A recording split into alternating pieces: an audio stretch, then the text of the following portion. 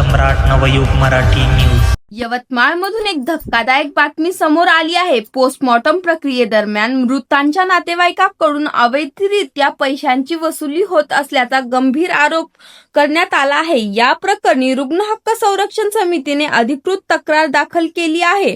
यवतमाळ येथील श्री वसंतराव नाईक शासकीय वैद्यकीय महाविद्यालय व रुग्णालय येथे पोस्टमॉर्टम प्रक्रियेदरम्यान मृतकांच्या नातेवाईकांकडून पैशांची मागणी केली जात असल्याची धक्कादायक बाब उघड झाली आहे।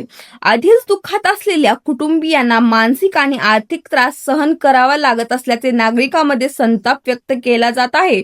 रुग्णालय हळूहळू श्मशानालयात रूपांतरित होत आहे, अशी तीव्र प्रतिक्रिया नागरिकांकडून व्यक्त होत आहे। या प्रकरणी रुग्ण हक्क संरक्षण समितीने रुग्णालयाच्या मुख्य अधिष्ठात्याकडे अधिकृत तक्रार दाखल केली असून सखोल चौकशीची मागणी केली आहे।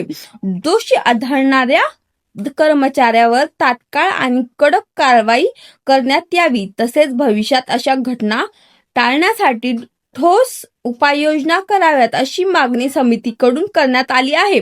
रुग्ण आणि त्यांच्या नातेवाईकांचे हक्क सुरक्षित राहावे, तसेच कोणत्याही प्रकारचे आर्थिक शोषण होऊ नये, यासाठी प्रशासनाने तातडीने लक्ष द्यावे। यावेळी समितीच्या महिला विभाग प्रमुख मनीषा तिरणकर, मोबिन शेख, अविनाश धनेवार, सुरजित सिंग राठोड, सलीम शेख, आकाश चमेडिया यांच्यासह अन्य पदाधिकारी उपस्थित होते। या गंभीर आरोपावर प्रशासन काय कारवाई करत असेल याकडे सर्वांचे लक्ष लागले आहे।